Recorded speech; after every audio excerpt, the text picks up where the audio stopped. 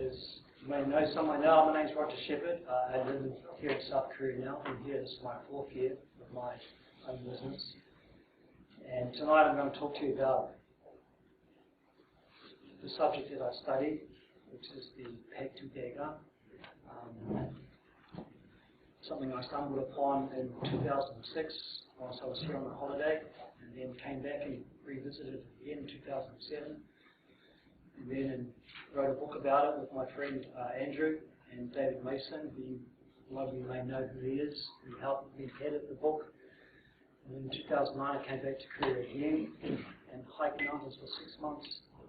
And I kind of got lost in the mountains and lost in the spirit of the mountains and the beautiful Korean scenery. And then I left a great job in New Zealand. I was a diplomatic protection officer for the New Zealand Police. I was a diplomatic protection officer for the New Zealand Police. We don't talk very loud normally, and had a prospectful career ahead of me, but found that even a little dull, taking care of important people. And I've always lived an adventurous lifestyle. I was a wildlife ranger in Africa for 8 years. I was a member of the New Zealand Defence Force Reconnaissance Army, and then the police. And then I decided to take up this new challenge here, the Baekdu Daegan, because it seemed that no one else from outside of Korea was doing anything about it. And it seems to be a place that's unbound in what one can learn from it. So tonight, I'm going to talk about the Baekdu Daegan as one mountain system. What the Baekdu Daegan on the Korean Peninsula is currently recognized as is that green line. Now, a lot of you may know already stuff about the Baekdu Daegan. The literal English translation is white head, great ridge, meaning that a great ridge emanates from a great mountain called Baekdu Mountain, which is located at the very top of the Korean Peninsula. Highest mountain in all of Korea, 2,750 meters high, has a spectacular crater lake inside it, and is a very holy and sacred place for the Korean people. And I'll discuss with you later how long that may have been the case. It's kind of prehistory stuff.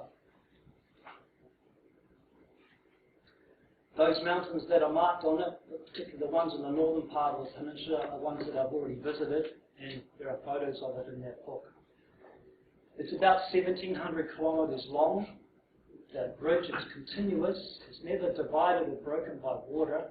Therefore, it is the watershed of the Korean Peninsula. And it's been described as many different things by the Korean people. But we don't know for how long they've been describing this as. I mean, for the last 120 years, Korea's lived in a pretty tumultuous time due to Japanese occupation, then a struggle against the Japanese, and then their liberation from World War II, and then there was struggle for one nation between 45 and 48, and then subsequent division, and then North Korea going into a kind of a Stalinist way of thinking, and then South Korea going into a Western capitalist style line of thinking.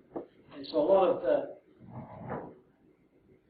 previous connection the Korean people had with mountains was lost during the last 120 years, possibly. However, it's still well practiced here in South Korea, and it's currently kind of getting through a revitalization period where people, now that South Korean people have more time, more money, they have more interest in discovering who they are and what their actual history is and what it's like to be a Korean. So since the 1970s and the 1980s, the Baekdu Daegan became a ridge that the Korean people hiked recreationally here in South Korea. And a lot of them did it because they felt it made them more Korean. Others did it because it made for the sheer adventure of it. And others did it to capture this thing called the natural geomantic energy that the Baekdu Daegan supposedly emits through the landscape. So kind of a geomantic feng shui. In Korean it's called Pungsu Jiri. But the Korean version of Pungsu Jiri is slightly different from the Chinese version of feng shui. Feng shui in China is a bit more isolated and can be a bit better targeted. The original theories of Pungsu Jiri are a bit more spread out, and a kind of, if you look at the geographic landscape of the Korean Peninsula, I'll explain more about that soon. So I talked before about the relationship the Korean people had with their mountains prior to perhaps the Japanese coming here and all the rumors and stories that came out about the Japanese trying to change the Korean people, change their language, change who they were and their identity and make them a proper colony of the Japanese Empire. For a long time, 75% of the Korean Peninsula is mountainous. So for the last, since the Ice Age, the Korean people had lived here with their own language. And of course, they lived further up past into Manchuria, into the Mongolian parts of the Asian continent. And here on the Korean Peninsula, I've discovered this since I've been here in Korea. When I talk to Koreans, they have this unique relationship with their mountainscape. And a lot of that's to do with that Pungsung-Jiri theory, that they can be part of the mountain and live harmoniously with mountains and rivers and waters in this kind of peninsular kingdom. So it's possible that the Japanese made an attempt to change that part of their culture as a way to snuff out perhaps this form of nationalism they had with their mountains.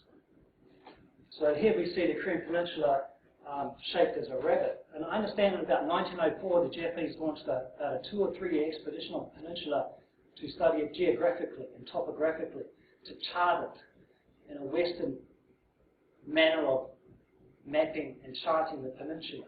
Because the Japanese used a lot of Western techniques in regards to building a government and infrastructure. And during that period they possibly found out that the Korean people had a very strong relationship with their mountains. It was unlike most other cultures that they had encountered. So I don't know where the story of the rabbit came, but we're all familiar with the Korean Peninsula being shaped as a rabbit. Okay, so one of the ideas was that they can defeat this relationship they have with mountains by perhaps animating it towards the peninsula, towards being the shape of a rabbit. The tiger thing didn't come out, from my understanding, until after the rabbit theory. I think it was about 1903. A young boy decided to sketch the Korean Peninsula in the shape of a tiger after the rabbit. So there was a bit of competition there towards the identity of the Korean people through mountains. So what the Japanese also did was break the Korean Peninsula up into different mountain systems or different ridges. Because it's possible that what was happening before they decided to do this was that the Korean people didn't actually recognize ridges or subsidiary ridges, or perhaps not even the Baekdu Daegan. Although Dosang Guksa, who was a Shilla monk, in the 9th century, supposedly recognized the Baekdu Daegan as one ridge system, as one ridge that spread this natural energy called Pungsung-Jiri throughout the peninsula. So he may have been the first person to say, this main ridge system is called the Baekdu Daegan. But we don't know what it's actually really called. And back then people couldn't fly an aircraft or look through satellites to map the peninsula that well. It was all done on foot. And Kim Jong-ho with the Taedong Yeonji-do was probably the most accurate map made after all the previous attempts of trying to make a good map of Korea. So what they did was they made the Baekdu Daegan one line system. That's the main thick black line there. And then all these other subsidiary ridges, which we recognize in Western topography as rivers that basically control the flow of water, or ridges that control the flow of water. So we have a Jongmak, and Jingmak, and a Gimak system. So with that, there's a kind of a separation of the Korean Peninsula being one giant entity, which I haven't mentioned yet because I want to sort of surprise you with something next. So in South Korea, it's called the Baekdu Daegan. So some people here in this country believe that by calling it the Baekdu Daegan is incorrect. Because what we're doing is we're identifying only one line from Baekdu-san to Jiri-san. Other theorists will believe that the Baekdu Daegan continues past Jirishan, which it actually does as a continuous ridge, an unbroken ridge, into Namhae, and then under the sea, and comes out at Halasan as one continuous ridge. And that's quite a romantic theory, because Baekdu is the highest mountain in Korea, it's a volcano, and Halasan is the highest in the southern part of the peninsula, and it's also a volcano. So Baekdu is often seen as the grandfather mountain of the Korean people, and Halasan as the grandmother. And all the other mountains in between are part of a genealogy, a family of mountains. So the Korean people live in this landscape where all the mountains are interrelated to each other, all interconnected to each other, and the people live a connected lifestyle with these mountains, supposedly.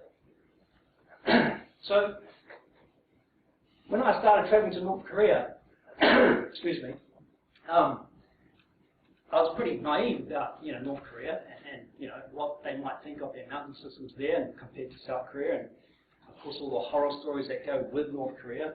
The first time you go there, but when you get there and you spend more time there, you start to feel a bit more relaxed about the place and recognizing that human beings with their own unique way of thinking, their own political styles and their own sort of academic thinking, but they are Korean. And so, in North Korea, they don't call it the Baekdu Daegan, this line, they call it something else. Does anyone know what it might be called? Any ideas? Any from the Korean audience? It's called the Baekdu Daegan. So literally that means basically a mountain system that is connected to one mountain, Baekdu Daegan. So all mountains in Korea form one entity that spreads all the way back to one mountain, Baekdu Daegan mountain, the holiest and sacred mountain in North Korea. So Baekdu Daegan is that. That's what they see the Baekdu Daegan is. They don't see it as one line. They see it as a whole peninsula as being one huge mountain system. They recognize the Baekdu Daegan, the actual geographic ridge. They know what that is, but they won't call it Baekdu Daegan, they call it Baekdu Daegan. So the Sun Zulgi thinking is like, and I could be very wrong about this, because I don't go to universities and study this stuff. I don't speak the Korean language very well at all, and I'm not a Korean. So I'm not going to claim to be an expert on Korea. But a lot of Koreans here in the South believe that's the correct terminology for the topography of the Korean peninsula, Samjulgi. So Baekdu Daegan is what it's called there. Can you speak louder? Louder? Again? Jesus.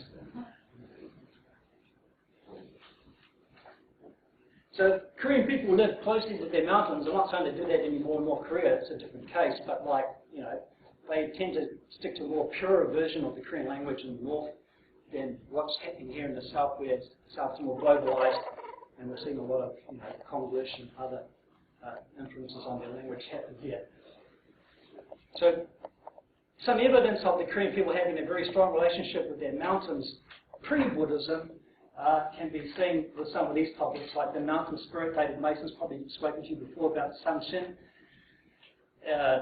This type of mountain worship was practiced all over the world after the Ice Age, 10,000 years ago, 5,000 years ago. Korea has a very unique mountain spirit relationship, and that's still practiced here today. Probably one of the few countries left in the world that does this. So, but that's got to do with the fact that they live with a lot of mountains. They've always been attached to their mountains. They've always had a strong relationship with their mountains. Songdo is not Zen. Songdo is a form of Korean mountain Taoism that the Korean people practiced a lot then, and some still do now. In some cases, it's called Guksongdo, which is a kind of a form of traditional Korean yoga. But Songdo was a kind of a Korean way of man being close to mountain, like a mountain hermit. And you see this in China, still practiced much today. Tangun, the kingdom of Tangun. We all know about Tangun being the founder of Korea. Here in the south, he's kind of practiced as a mythology.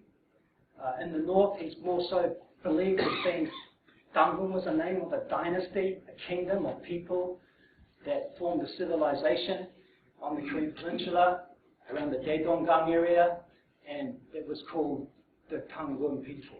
Okay, so here, yeah, but of course the story of Tangun is all related to mountains in mythology, that he was, you know, the grandson of the heaven, earth, a god from heaven, and so the Korean people began. But a lot of ancient civilizations were forming their new civilizations based on you know, visitation from other parts of the world. Romantic thinking, Kung Su Ji. I mean, this Daegan is 1,000 years because Dosang Buksa was supposedly the creator of Kung Su Ji here in Korea. Hoyeon Jige. Hoyeon Jige is a Korean term used to basically explain one going to the mountains and obtaining a vast spirit, a vast connection with the mountainscape. It's very hard to translate. Perhaps Anton Daegan try and translate it one day. But it's still used a lot here now. So a man or a person goes to the mountains and escapes to the mountains and becomes part of the mountains. So it's been part of the language, you know, since they've been speaking Korean. This term here, nationalism, post-war Korea. That's more so to do with the Baekdu Daegan. Okay, so it's become the Baekdu Daegan here in South Korea, and then currently, which I'm going to break from the next subject. The Baekdu Daegan, or the Baekdu Daegan is a biosphere for the Korean people, rather than many other things. So, recently I didn't get involved, but I was invited to get involved with the Korea Forest Service, who are researching on behalf of the Korean government to tentatively list the Baekdu Daegan as a UNESCO World Heritage Site. And Seoul National University have a research team doing this. So they knew that I've been to North Korea, so they wanted me to, you know, show them images or tell them stuff about what the condition of the Baekdu Daegan is in Bukhan. And so I was pleased to you know, go and talk to them about that. But when I found out more about this, no, I'm not an expert on this subject, so even though I'm going to talk about it, I mean, there are people being paid professionally to study this. They've been doing it for the last 5 years. There'll be another 5 years before they decide that the Baekdu Daegan is even worthy, if it fills the criteria to become nominated on the tentative list as a World Heritage Site. It's a huge project, huge topic. Okay? And I said to them, you can't be serious that you're going to try and make the Baekdu Daegan a UNESCO World Heritage Site in South Korea? That would be like cutting the Great Barrier Reef in half and saying, let's just make the bottom half of it a World Heritage Site. Screw the rest of it. The Great Barrier Reef is a living organism. It has to be complete. So I reminded them, well, what does the Baekdu Daegan mean to you? Is it just a geographic bridge, a section of Korea that you currently occupy? I mean, the Baekdu Daegan means a lot more than that. And they knew all this. They knew that, you know, what I was talking about was making sense. But they were just a little bit nervous about how to go about trying to get the North Koreans on board to join with them in a nomination to make it a World Heritage Site. Because, you know, Baekdu Daegan, to academics it might not be, to scientists it might not be, but to the Korean people, the Baekdu Daegan is seen as a kind of living organism anyway. I go back to that previous map of the Baekdu Daegan. All these mountains are interconnected to each other. The humans and men and mountains live together in one place. It's kind of a natural energy. So I spoke to them about that. Now, for it to become on the tentative list as a UNESCO World Heritage Site, there are 6 cultural criteria and 4 natural criteria. The South Korean government is only targeting the natural criteria. It's kind of a difficult thing, the Baekdu Daegan, because I mean the Baekdu Daegan is not very well known internationally already anyway. It's not really recognized for anything.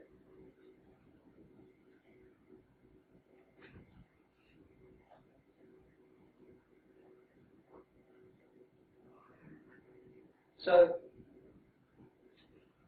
I'm just going to explain to you some of the stuff they're currently researching quickly, because this gets a little bit boring if I get into the photos, and just quickly go through what they're doing. And I support what they're trying to do, but it is a new field to me. So the IUCN, which is the International Conservation Group, did a commission on national parks in Asia in 1982, and they found a few places in Asia which would not be qualified for a World Heritage Site, but none were in Korea. This is in 1982. This is a long time ago. Most Koreans here in this country didn't know what the Baekdu Daegan was in 1982 by then anyway, because it had been drummed out of it. Through Japanese occupation, through war, through liberation, and through this new survival mechanism they needed to have to survive. This introduction of Christianity, of westernization, capitalization. Koreans here wanted to survive and make a living, and they did that very well. So and it wasn't educated in schools.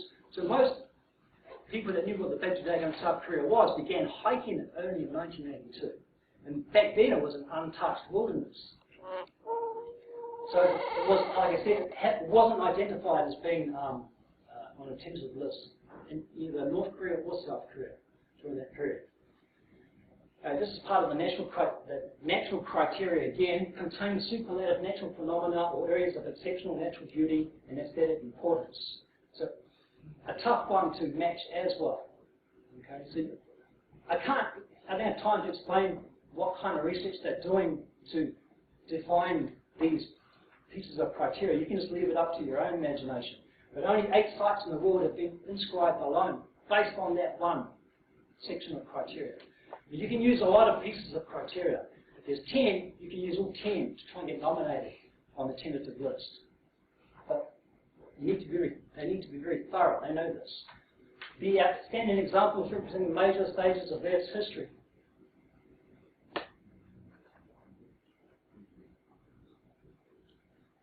Once again, quite tough. So it's quite a bold decision by the South Korean government to try and get Baekdu Daegan listed as a UNESCO World Heritage Site. But it could be done, and I'll get into that shortly. So that's what they mean by the previous criteria, this type of stuff. Mountain systems. Baekdu Daegan doesn't qualify as a mountain system. It's not significant enough. It's not like the Himalayas or the Andes, the Southern Alps, the Rocky Mountains. That's not to say it couldn't be. With more research. So most of the stuff hasn't been researched well enough. So what's happening is the South Koreans are starting to research it very thoroughly now and try and get answers to match all this criteria that's required for it to become on the tentative list. Okay. So that's why they're very interested now in North Korea, because so much there is undiscovered. And that North Korea may hold the pieces of criteria that would help it become a World Heritage Site. And they may just be starting to figure this out. That it can't actually be done without North Korea, because there's a lot there that could answer these requirements. Outstanding examples representing ecological and biological processes. Okay, so the Baekdu-san area has already been recognised as being a place of immense plant diversity. I would have to say that's the truth from my experiences there.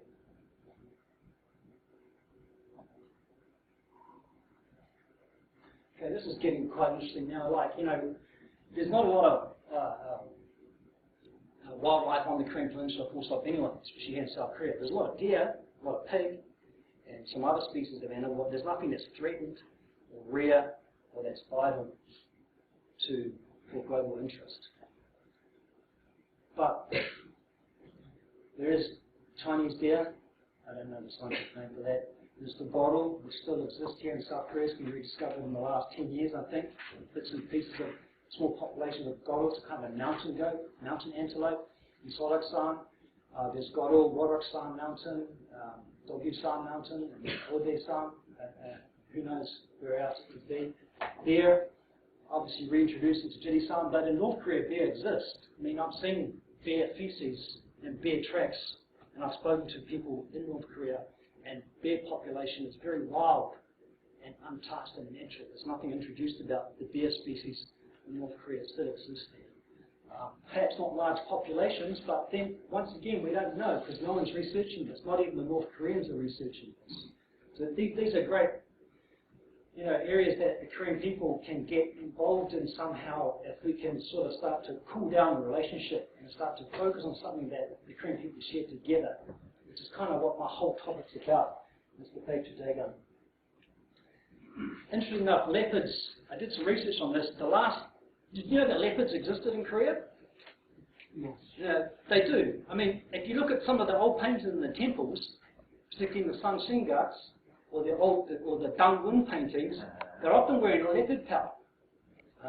I've seen leopard pelts in Korea in my travels. I do a lot of travel over the peninsula. I go to these like remote places, and I've seen leopard pelts hanging on walls in like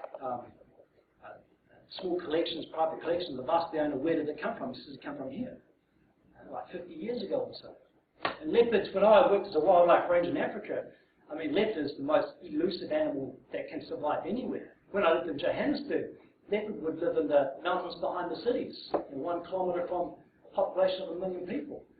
They can live anywhere, and they will eat anything to survive. They will eat vegetables, they will eat plants, they will eat fish, they will eat meat, they will eat grass. And they're solitary animals with about a 50-kilometre square territory.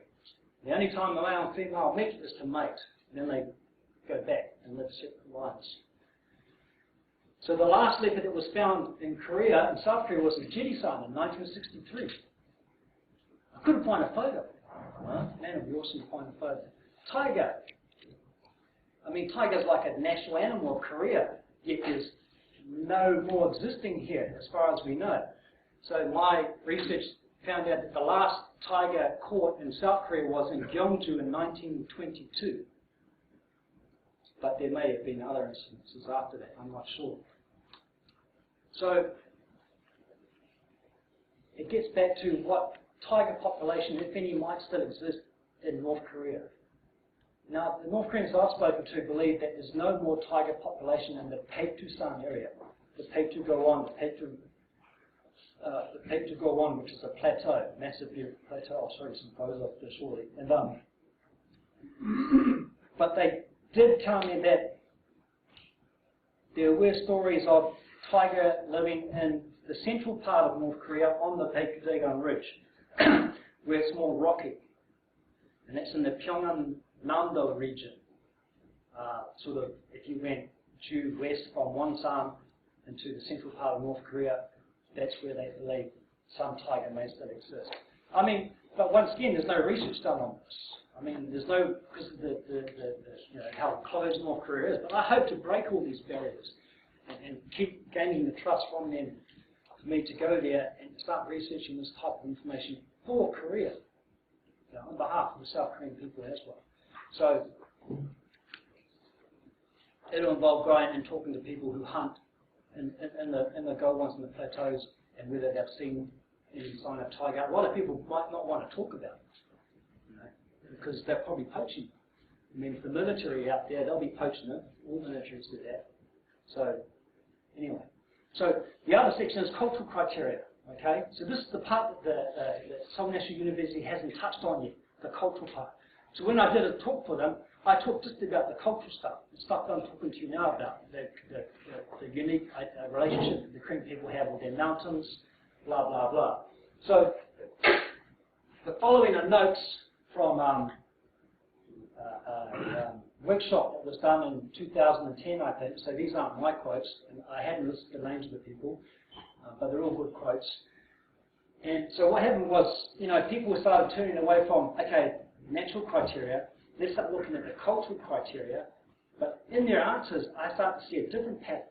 I start to see an interconnectivity of mountainscape. The Baekdu Daegan is actually more than just a line. So here, Mount Sorak-san Mountain was researched to become a UNESCO World Heritage Site in 1996 through biosphere. Basically, biosphere is like man's relationship with its mountain. But they didn't submit it because they weren't confident that it would pass the criteria to even get on the tentative list, but it's still there. So in this sense, they're talking about connecting ranges again. So BDMS means Baekdu Daegan Mountain System. So Mount Sorak is part of a serial, blah, blah, parts of the Taebaek Range, Mount Gungang. So I was talking earlier before, perhaps during the Sunshine Policy years, there would talk about joining Gungang-san and Sorak-san together as one national park. And that would mean somehow dismantling the fence at a certain section. so that animals and plants could migrate in this little sort of pocket of unique biosphere that's surrounded by military, a bit like the DMZ, I guess.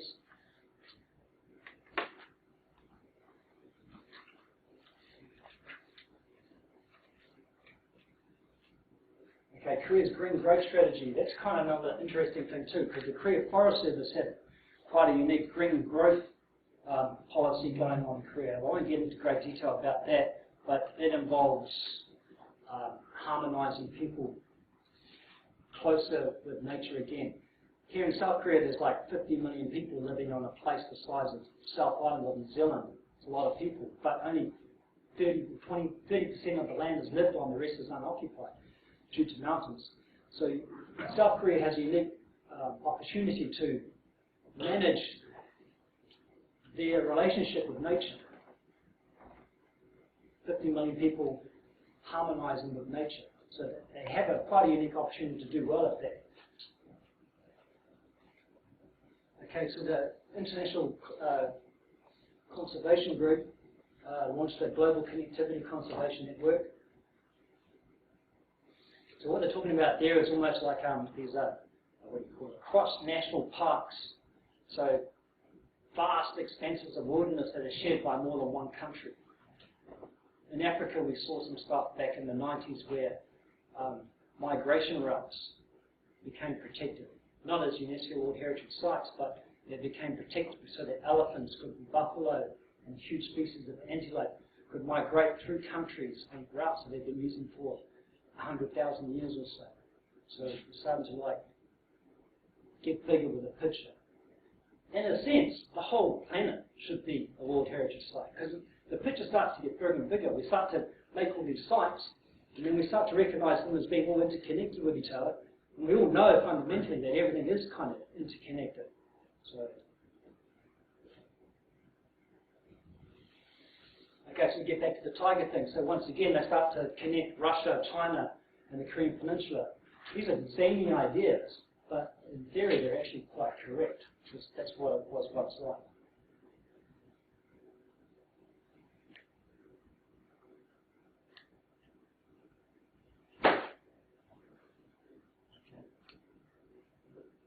So, in the end, is it really that important?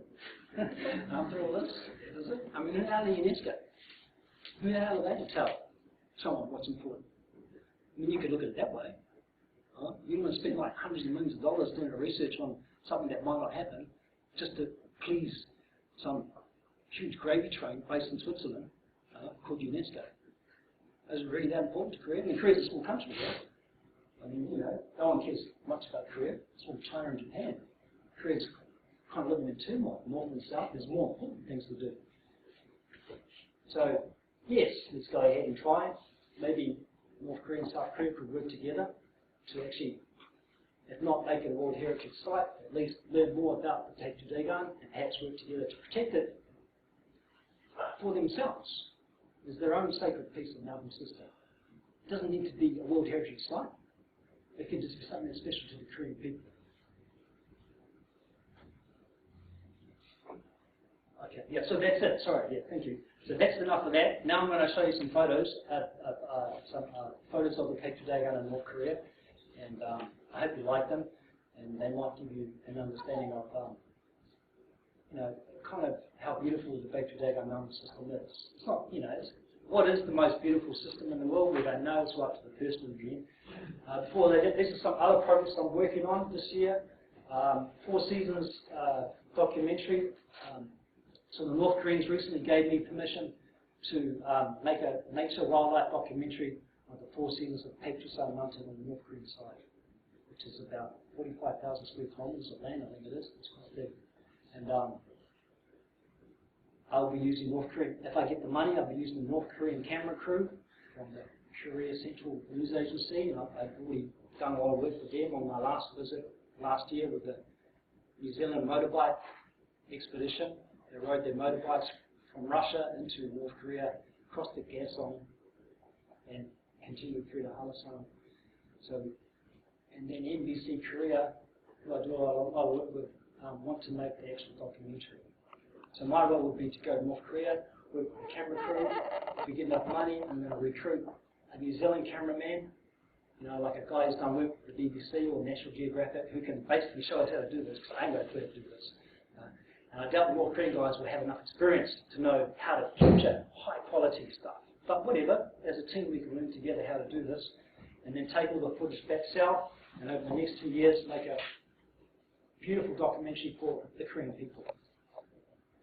Basically, we're $20.5 million for that, that's the minimum.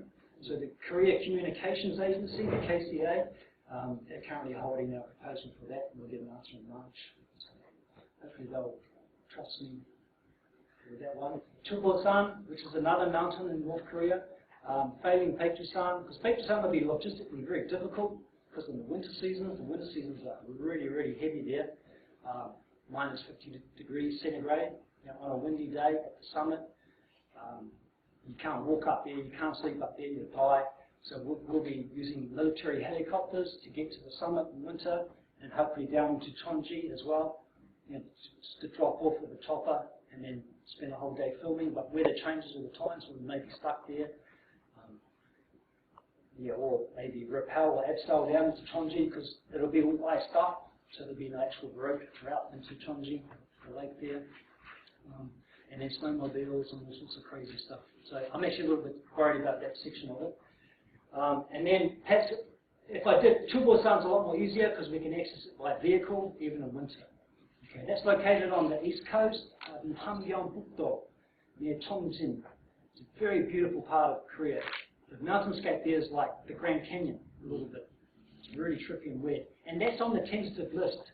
It's been nominated as a UNESCO World Heritage Site by the North Koreans, but just nominated at this stage. And while I'm there, I might do a story on the legend of Myeongtae, which is a dish, a fish. So apparently the Myeongtae, the word Myeongtae comes from the Chulbosan mountain area, because it's in a county called Myeongcheon. And one day, who knows when, Yenari, a member of the Tae family went fishing, found this weird fish, didn't know what to call it, came back and said it's called Myeongtae, after the province we live in and the name of your family. So I'd like to do a lovely story about that, interview the family, because the Tae family still lives there, apparently. And then write a book. And then 2016, I've been hounding the North Koreans for the last year about this. I want to walk the whole entire range from Baekdu-san to Halasan, because all I've done in North Korea is visit about 25 mountains of the Baekdu Daegan, Baekdu Daegan in North Korea. About 20 of those are remote and untouched. I want to do a continuous hike through there. So they want me to do this. Okay, but in North Korea things work very slowly. They don't. The North Koreans have always been very accurate with me about what they can do and what they can't do. And they never said I can't do it. They say we just need to take these steps first. So they don't flower with the enthusiasm. They actually sit down and tell you this is what we can do, this is what we can't. So I find it very easy to work with. Okay, photo time. Right, and then we'll just go for some photos, and then I'll tell you some stories behind the photos, and then some questions if you have any. What time are we finishing up? So this is Baekdu-san and Cheonji Lake. This photo was taken in August last year. Who's been to Baekdu-san Mountain? A few of us? On the Chinese side, yeah. What was it like to see it from the Chinese side? It's good. I mean, I was lucky to see it for the first time from the Korean side. And I've never been to the Chinese side yet. And I was just blown away by it. It's a very powerful place. And you can see why it's sacred to the Korean people. Here's another photo. These photos are in my book too. A little louder? Can you hear me? That's another photo from my book. I'm not a trained photographer. I'm not saying these photos are any good. I do know my subject. These are North Koreans on Jangunbong, the highest peak in Korea. And, what time of year? This is also August. And see the kid wearing the England football shirt, number 10. And the guy behind, he's the camera operator I work with when I'm in North Korea. And this was during the Baekdu Daegan motorbike expedition. So they rode their motorbikes up to Baekdu Daegan summit. So there's a road that goes up there, and then normally there's a car park, small car park. It's very uncommercialized. Okay? It's not like mountains here in South Korea. And then people walk up a kind of trail to the mountain, but there's a small road here that goes up there too. So they took the motorbikes up there, which is probably the first time. I saw that motorbike ride on the internet video. Yeah. These guys are taking the video for it. And I was taking stuff with a little handheld as well. Okay, that's more photos of Baekdu Daegan mountain. That's looking across to China. So up on the highest point there, just behind that tent, is where you guys normally go to. It's like the top of the chairlift. So on a perfectly good day in Baekdu Daegan mountain, you can actually shout out to each other from north and south. And a good friend of mine who does tours there, Korean guy, he came up with a recent idea. This is a crazy idea, but he wants to go to Baekdu Daegan in winter when the lake's frozen, and then go down to Chongji Lake, right? Because there's no real demarcation line on the lake itself. So when it's frozen, where's the line? There's not an official line. So he's saying that he wants to go down there and camp. Like, okay, I don't know how they're going to do it, but like, say if that's North Korea there, I'm still in China, I'm going to camp my tent right here. Because there'll be no one up there in winter. There'll be no guards up there. It's just, not on the North Korean side. There's no facility there for that. Guys will die and they let them up there to survive. But there'll be helicopter patrols over there. Okay, this is the lake level view of Baekdu Daegan. How deep is the lake? I think it's about 400 meters deep. Deep. In wintertime, the lake ices over 4 meters of ice, and then 4 meters of snow on top. It's a lot of weight. So the ice never really melts. This is like this is in June, so it's almost melted off by now. But the snow never really disappears. That's why it was called Whitehead Baekdu. I mean, the climate's a little different now, but traditionally, Baekdu Daegan mountain was always covered in snow. What is that to the very far right there? It's a little shelter, and I presume they store food in there, because there's a weather station down there. Okay, so it's probably some kind of supply where they might store food, possibly ammunition. I don't know. So they need a cache ammunition if they need to go down to the lake to take hold and control an incident. Then they might have. I was told to get off that thing when I was in there in 2011. It's in the NBC documentary, which has been on national TV 3 times so far this year, last year. They made a show about my visit. It was quite funny. But they were worried that I was going to force cave in. This is views looking south from Baekdu Daegan over Baekdu Daegan. That's a plateau. It's kind of a volcanic plateau. So it consists of volcanic soils. And, it's really fascinating. You don't think you're in Korea when you go to a place like that, because we're used to Korea being small and jagged, tight, constricted. It's landscape, it's mountain-scape. It's very beautiful for that reason. But suddenly when you get to the plateau, you start to make sense of where it all comes from. So this is the big watershed of the Korean Peninsula. This is another photo. So that's Baekdu Daegan mountain in the background. So this is me standing on the Baekdu Daegan plateau. This is in June 2012. That's pretty. Yeah. So the 3 peaks you can see there.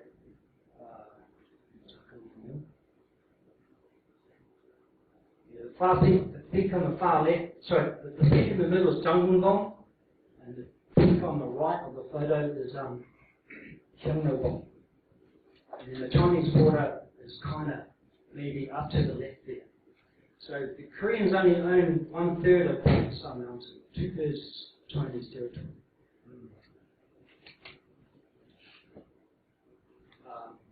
And I think, I don't know the details.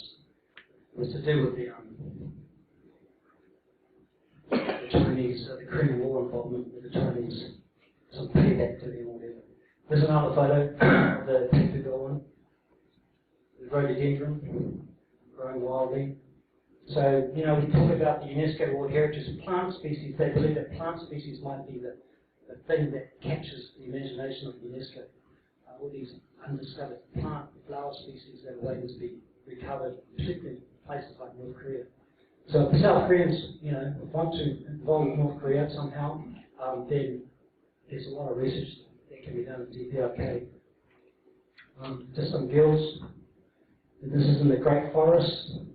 So as you get lower and lower from Baekdu Daegan, down to about 2,000 meters, 1,800 meters above sea level, you start to break into these huge untouched forests, massive, large pine forests. A lot of them are forestry areas now that are forested quite well, but it's all natural forest landscape, and it's very vast. God knows what's inside there. Because, you know, people don't recreationally go into the wilderness in North Korea. They might go a little bit in there to get some food, to do some herb and spice collection, maybe go set a trap for an animal, cut some wood if they're allowed to. But, you know, there's no sense of adventurism in North Korea, I'd say there is here. So God knows what's out there, waiting to be rediscovered. Okay, this is the mountain called Daegan, Yangon. So that's the Baekdu Daegan ridge there in the middle, the one that kind of goes down to the saddle. So this is, as you can see, it's very well forested. It's all natural forestation. I mean, it's probably secondary growth, I don't know, but it's all very untouched natural forest.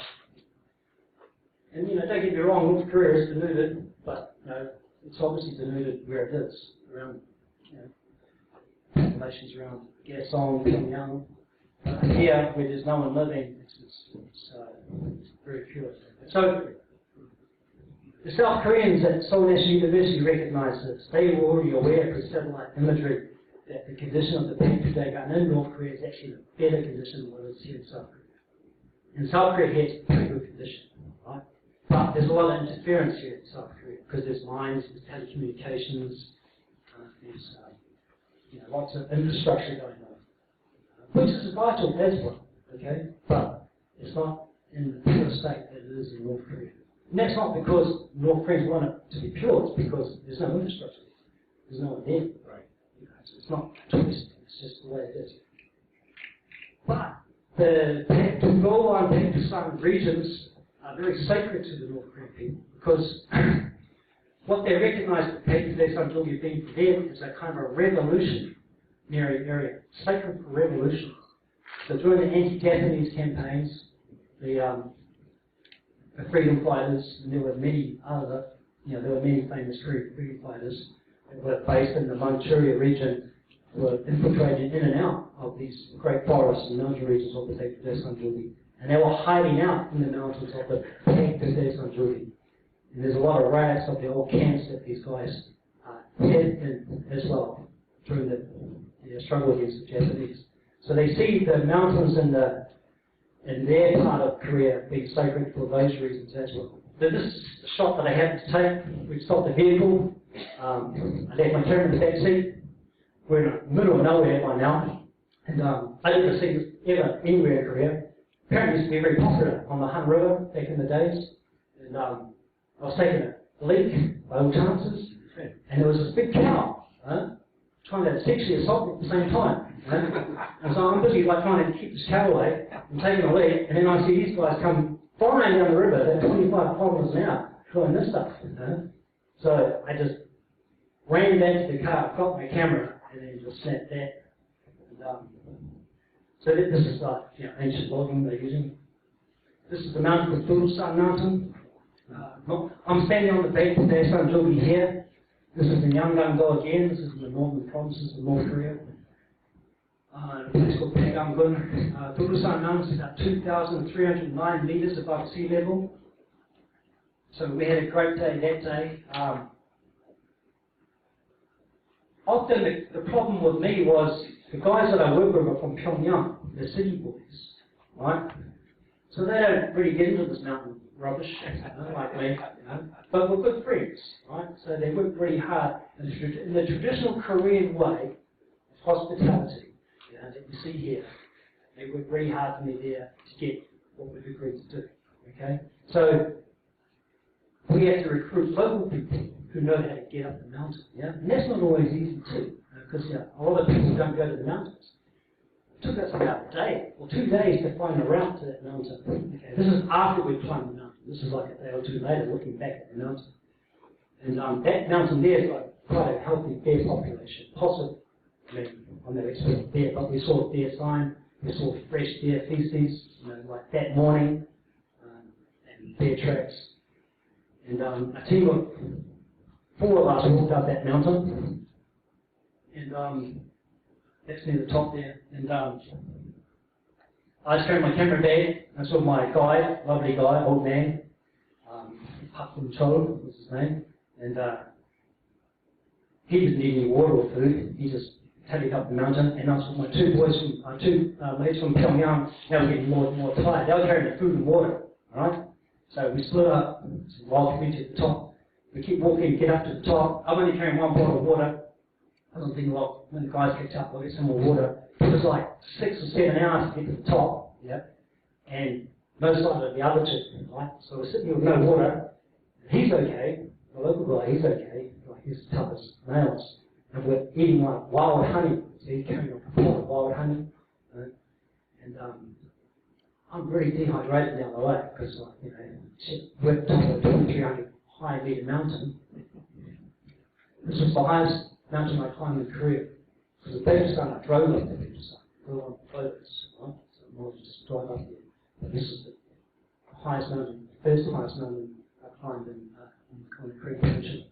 And eventually the guys turn up, so where's the water? So they're looking really sad-faced. I'm wondering if they drank all the water. It's supposed to be about 10 bottles of water in the bag, and so I opened up, and they didn't say whether they had water or not, So then I opened the bag, and there's like 4 empty bottles in there, fair enough, and then there's 6 full ones in there, and I'm looking at them going, what's the problem? So I grab one, rip open the top, and I just tug it, and it's soju. There's some smart ass thought, no, I ought to carry soju and water. So there's 6 bottles full of soju. And there were 1 spoiled with water, right? And the soju is this dirty soju, acorn, right? So it's local stuff. It's really good. But you don't want to drink it when you're dehydrated. And I'm standing there, I'm thinking, God, am I going to get angry with these guys? I don't want to get angry, I can't get angry with them. So I just want to throw it away, make a scene. Fair enough. So I was thinking, okay, we've got to get down to this mountain, we've got no water. Okay, no, we're not going to die, right? It's just going to be really uncomfortable. I'm trying to take good photos, I'm dehydrated, I'm mentally fatigued. I need something, to get the zen back into me. And then these kids turn up on the mountain, You don't see people in the mountains in North Korea, hardly ever, right? So there's 2 kids there, and there's 2 at the top of the picture. You can just make out the photos, right? So these 2 are brother and sister, and they're just walking from one village to the next. Very beautiful, healthy looking young teenagers, maybe about 12, 13 years of age. Excellent skin, very, good conditioned human beings, because they're living on natural food. Everything's organic in North Korea, right? Most of the time. So it's not by choice, just because they don't have fertilizers to help them grow crops. They're weather dependent most of the time, their crops. Through the sanctions, they don't get the fertilizers they need to grow more food. And so my guide says, do you guys know where some water is? They go, yeah, we do. So they led us to this tiny little spring, which we never found. And it's just a trickle of water. You had to put like a blade of grass in there to actually get the water to right down the blade of grass and then slowly fill up the water bottle. It's ice cold. And we were lucky to find that water because it basically did save our lives, but it made our descent a lot better.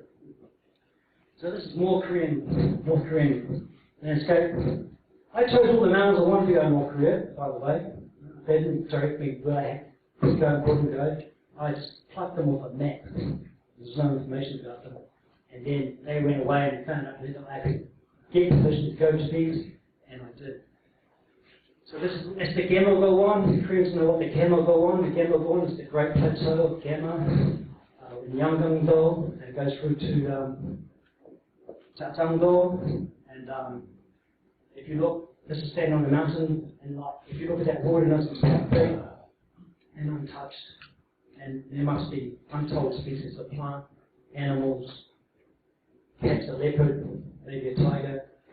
The locals believe that wolves still existed. They think they heard wolves. They never actually, perhaps locals have seen them, but wolves can live there. I find it quite difficult because wolves need to eat a lot of meat, and I think about 50 kilos a week or something like that, one animal maybe, and so they will be encroaching on their livestock because the North Koreans, their livestock mainly consists of cattle and goats and sheep. So these regions have sheep. If anyone believes in Bigfoot, that's probably a good place for Bigfoot too. Because in central China there's legends of great hominid-style Yeti Bigfoots that still possibly exist. This is a river made of stone, Daegan. It's about 2 kilometers long, this thing. It's a remarkable find as well.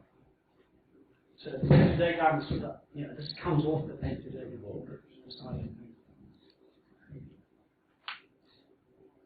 You can hear there's water rushing underneath that, but you can't actually see the water.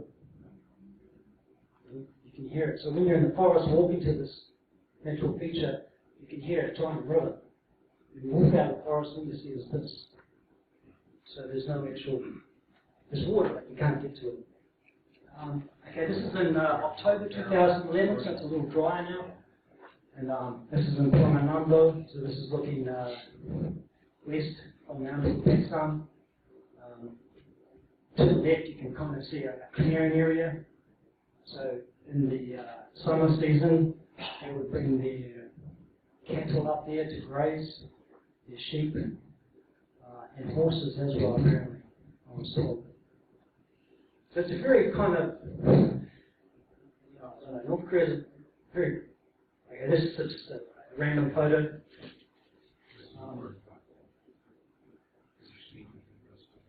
There's no sense of pali in people arcade. There's no urgency. It's kind of like our grandparents' generation or before. Everything was done in slow time, everything was worked out, it all worked out, don't worry about it, what's the rush, And so, there's no telecommunications for the local people, so there's not that kind of stress, anxiety levels that we experience in our current days. Not saying that they're better off than we are, we're just noticing these like subtle differences in how they live. To sit on the back of a car, you're not in a rush, eh? Okay, this is 2011 again. This is Daegan Mountain, 132 meters. This is this is the source of the Injingan River, which is a very famous river here in Korea. That was another trip. That was a great experience. Our guide said it would only take 1 hour. It was 5 hours. So I gave him the nickname of Mr. Anjigan after that. He was a great guy. I had a good time with the people. Always. When the Koreans, I had a good time here, so why shouldn't I have a good time there? Unam people. So this is near the Baekdu Daegan. So this is like, we start to get into the autumnal season. This is the sample go on. So I found 3 plateaus whilst investigating the Baekdu Daegan in North Korea. The Baekdu go on. The other one was one called the Cholong go on. These are unknown. Probably a satellite they are, but because no one's researching and stuff, we don't know what's going on there. And this is the sample go on and go on it's like a giant elbow with leaves. So during the Korean War, this area was heavily infiltrated by paratroopers because it's a flat terrain, it's a high altitude. And this used to be probably the old pass to Wonton from Seoul that people walked or drove. And there's a train route there too. So it may even be in the old train route. Because there is a train line, the rail line is still there in North Korea. But a lot of the rail lines admittedly are the narrower gauge that are used for coal. coal mines that the Japanese do. Gungan-san, Songkok Dam, this was in August last year. Gungan-san again. This is just some locals. Mailfront-san. Very pleasant. You can sort of see the Hodanjiki there. This is just downtown Pyongyang. Okay, moving to the south. This is Sorak-san looking north. You can see Gungan-san mountains in the background. There's a good photograph of Sanjuki, interconnected mountains. Because they are actually all connected back to Sun Mountain. You can get to any ridge of this peninsula, and you can walk to back to Sun Mountain without crossing the water if you knew what you were doing. And back to Sun Mountain is the water source for the Bumongang, the Amnokgang River. So in theory, the only piece of land that connects the Korean Peninsula to Asian continent is this mountain, back to Sun Mountain. So, you know, if you start to romanticize about that, then you can see there's been a kind of a node for great natural energies. Just that one piece of land connects it to the rest of Asia. Gariupon Sorak-san, that photo was taken in 2007, right? Daegan-san, Cheonggi-dan, mountain spirituality. Some people, most people have been to this mountain. This altar is maybe 1,500 years old, but the site's probably 5,000, 7,000 years old. Who knows? You know, for as long as men have been worshipping the heavens, animistic gods, Taepek-san Mountain has always been a sacred place for this. People in Korea, I forget the name of the little anja underneath it, Mangyong-sa maybe. People in Korea, when they believe in this stuff, go there when they're sick, or when they're having a crisis in their lives, and they go to this place and they meditate, or pray, or just be there, for days and weeks and months, as long as it takes. And they wait to be visited by a mountain spirit. And there's lots of stories of people claiming that being visited by some kind of mountain spirit, and it revitalized them. It cured cancers. It changed their life around. So they're trying to reconnect with something that is clearly sacred for thousands of years. That's just a traditional Sanshin Daesa they have on the same mountain once a year on National Foundation Day. That's probably the mayor of Taepek-san, getting dressed up. Another photo. It's the Baekdu Daegan from Chongbong, Chungcheongbukdo. You get all these like dancing shows in the mountains in South Korea, where people live and sell goods and wares to the hikers. And because I've done a lot of walking in this country, you know, I spend a lot of time in these places, and sometimes I'm fortunate to sleep in them. Because they're not normally accommodations, and you meet a lot of classy people. That dog there, that dog collects money from the patrons. So when you finish the makgeolli, you give the dog the money. And then he walks up to her, and he won't release the money until she gets a biscuit or something. And she grabs the money, and then she'll put the change in there, because everything's normally in Taiwan denominations. There's no all that ones. And he'll walk back and give you the money. But he'll want something from you for that too. So you've got to be careful. Because those Zulu guys are real grumpy sometimes, aren't they? And my last photo, Banyabong Tiri-san, very famous mountain Banyabong. There's a ton of folk stories about Banyabong and Tiri-san. Tiri-san itself should be a sacred mountain. And another thing about Korea or South Korea is they haven't tried to nominate some of their mountains as being sacred, because in UNESCO they recognize sacred mountains. Not as World Heritage Sites, but something different. So if they started making mountains sacred, you know, they could probably build up into something towards making the Baekdu Daegan the UNESCO World Heritage Site as well.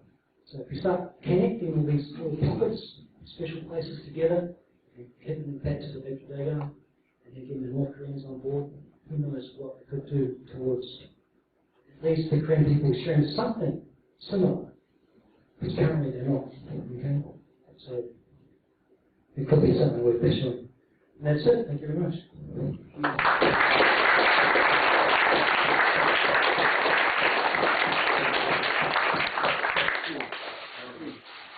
Roger may able to answer some of the questions you have. There's a crystal on the peak of Baekdu Mountain. There's a lake. It's called Chunji. Yeah. Have you seen the people going for fishing? No, I haven't, but I've eaten fish from the lake. So there is fish in here. There's a small, like, sanchon, gogi. I think it was introduced though. So I've eaten, like, raw fish from Chonji, but there's no, people don't recreationally fish in Chonji at all. And I don't think they do that on the Chinese side either. I mean, it'd be good to send a dive team down to the bottom to see what's in there. But diving at altitude is a lot more dangerous. You're already 2,000 meters above sea level. There's probably a limit to how far you can go unless you're in a vehicle, submersive vehicle, because the pressure is so much higher. Roger Peter back with the Asia Foundation. First, I want to thank you for really letting the world know about these mountains, because I have to confess that until your work, I wasn't even aware of the term Baekdu Daegan. So I want to thank you. And I was wondering if you could tell us, you mentioned with the pictures your involvement with this Kiwi motorcycle gang. I was wondering if you could tell us a little bit about that experience. I'm guessing that they were inspired by your work, as the New York Times and the Guardian and a number of publications have been. And also, I recently saw a report by a group of ecologists, Western ecologists, who visited North Korea, and they were reporting that the mountains have been denuded, are barren, and there's certainly some of that. But you show us a very lush North Korea. So what is the real picture of the situation of the mountains in North Korea? First question. So a group of very wealthy New Zealanders decided they wanted to ride their motorbikes in North Korea, and they approached me a number of years ago and asked if I could arrange it for them, and I said, nah, this is a stupid idea, I'm not interested. And but then I decided, okay, maybe this could work. So they had heard about what I had done already on the Baekdu Daegan, and they were referred by I think someone from the New Zealand government to contact this guy, Roger Shepherd, and they contacted me, and then I said to them, okay, the husband and wife who were named to Dr. Gareth Morgan and Joe Morgan, you've got to come to Pyongyang and meet them. I said, okay, they're interested. I can't believe they're interested, but they want to meet you and discuss it further. And normally, the first part of the negotiation with the North Koreans is a face-to-face one, so they can check out who you are. And so we flew to Pyongyang, discussed it, and originally I said, let's just do YouTube. Just move on YouTube, and we'll leave the others out of it. They can, because they were riding from Siberia all the way down through Asia and stuff. And then when we were there, Mr. Park Kyung-Yil, who's the chairman of a group of the Friendship Society, and there's friendship societies that deal with specific nations around the world. They're kind of attached to the Committee of Cultural Affairs, which is attached to the Ministry of Foreign Affairs. And they said to them, are your team members all New Zealanders? And they go, yes. Okay, we'll let them all come. Right? So, bang, that was it. So, they went to these enormous measures to make this happen. It was insane. I mean, this is like getting motorbikes from Russia to North Korea over the Dumunga. There's no vehicle bridge, it's a train bridge.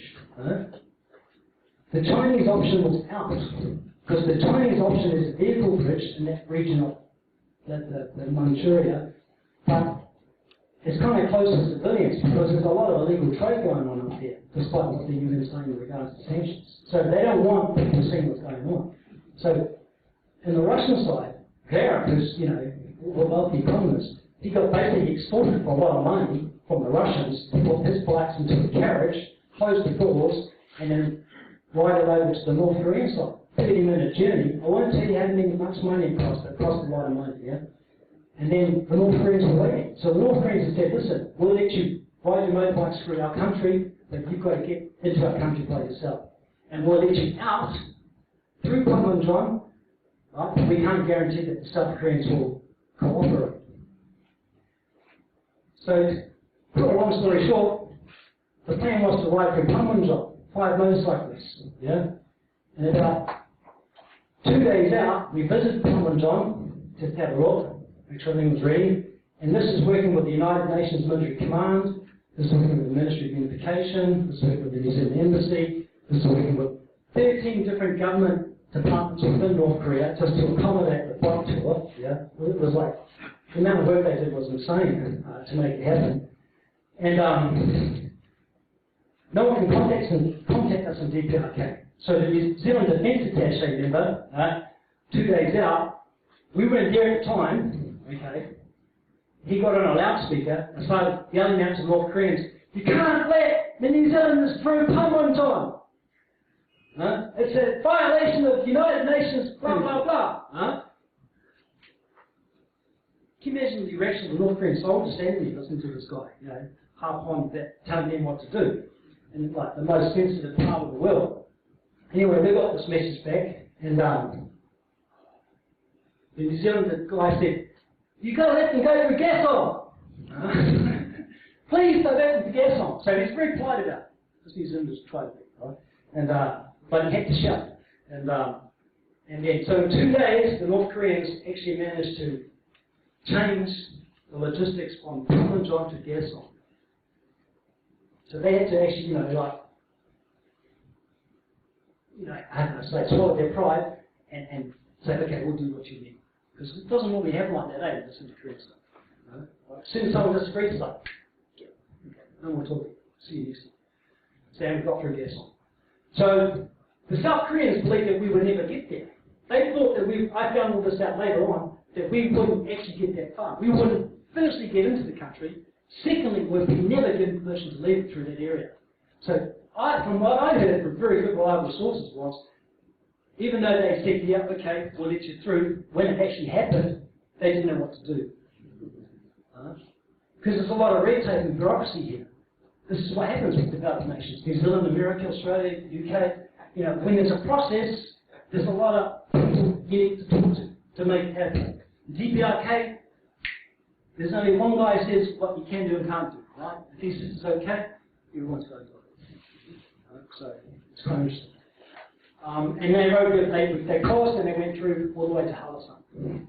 And at Halasan they took some rocks they clipped from Baekdu and they threw them into the Great Lake Halasan.